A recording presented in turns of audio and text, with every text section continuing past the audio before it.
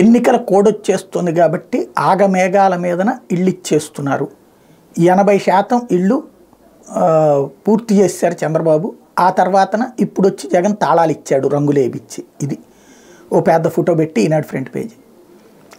ఇళ్ల స్థలాలు ఇచ్చాడో లేదో జనానికి తెలుసు, ఇళ్ళు కట్టించారో లేదో జనాలకు తెలుసు, స్థలం హక్కు వాళ్ళకి ఇచ్చారో లేదో జనాలకు తెలుసు. స్థలమే ఇచ్చేశాడు జగన్. ఇట్లాగా నిలువెత్తు బిల్డింగులు కట్టి 4 అంతస్తులు 5 అంతస్తులుగా అట్లా ఖచ్చితంగా ఆ విషయంలో జగన్ను అభినందించాలి. ఎందుకంటే చంద్రబాబు నాయుడు పేదడికి సొంత ఇల్లు ఇండివిజువల్గా ఉండటం ఇష్టం లేదు. ఆయనకి రాజశేఖర రెడ్డి కూడా అదే తప్పు చేసింది. రాజీవ్ గురకల్ప ఇళ్ళు, ఇందిరమ్మ ఇళ్ళు నిలువెత్తు భవనాలు కట్టారు. వాటిట్లలో కొన్ని రోజులు పోయాక ఏదో ఒక సమస్య పరిష్కరించేవాడు ఎవడు ఉండడు. అదే ఇక్కడ వచ్చేటప్పటికి పరిష్కరించేవాళ్ళు అన్నటువంటిది ముఖ్యం. ఎవరిల్లు అలాదే దేనిది పరిష్కరించుకుంటారు సమస్య ఏదన్నా వస్తే.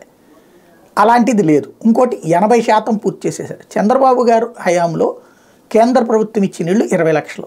ఎన్ని పూర్తి చేశారు? కనీసం 30,000 కూడా పూర్తి చేయలేదే. 3 ఇళ్ళు కూడా చేతికి ఇవ్వలేదే. అన్నీ 80%. 5 ఏళ్లలో 80%. ఇప్పుడు 5 ఏళ్లలో 8 లక్షల ఇళ్ళు పూర్తి చేసి ఇచ్చారు. ఇంకా అవ్వాలి ఖచ్చితంగా.